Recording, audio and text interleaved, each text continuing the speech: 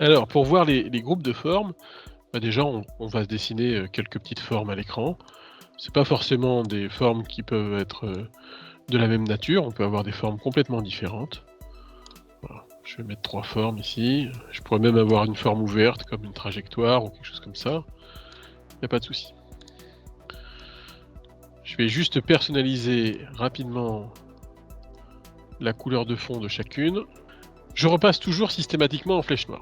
C'est vraiment l'habitude à prendre sur Illustrator, une fois qu'on a dessiné une forme, et la flèche noire étant la flèche de manipulation. Alors, je sais prendre une forme, la manipuler, et dans ce cas-là, il n'y a qu'une forme qui bouge, les autres restent statiques.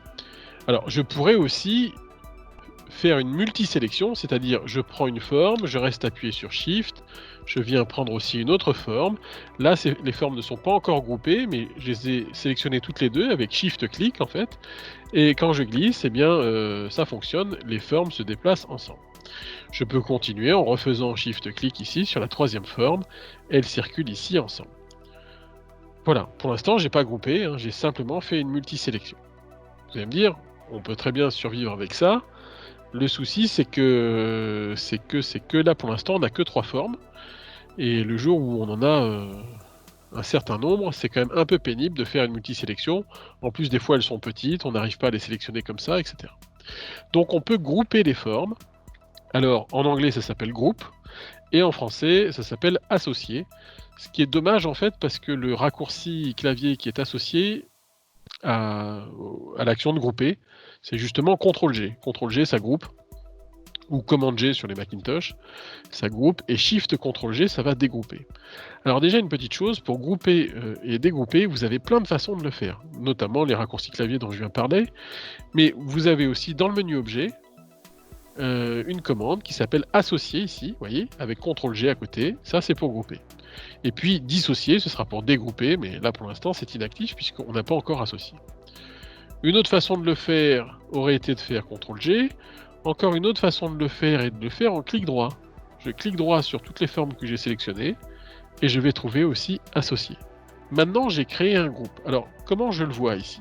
Eh bien, je le vois quand je désélectionne et que je pointe une seule des 3 formes. Ce sont les 3 formes qui se sélectionnent. Déjà, ça peut me mettre la puce à l'oreille. Tiens, j'ai peut-être un groupe.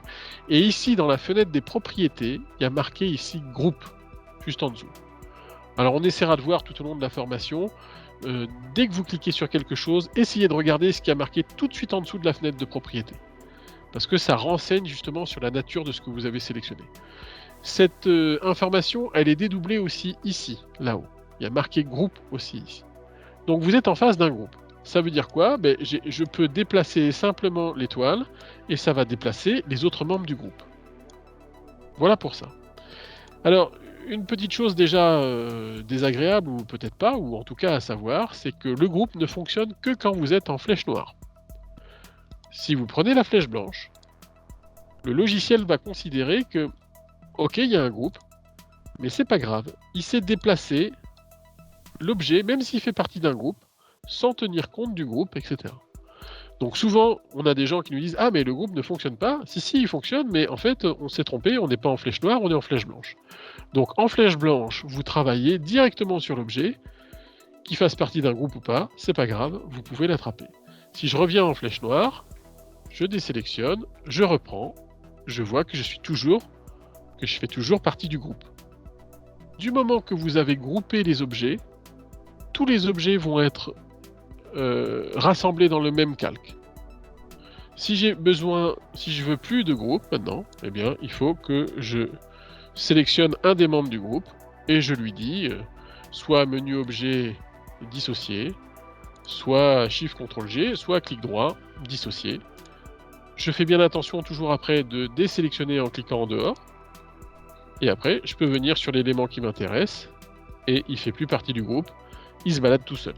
On peut faire aussi des groupes de groupes. Je m'explique ici.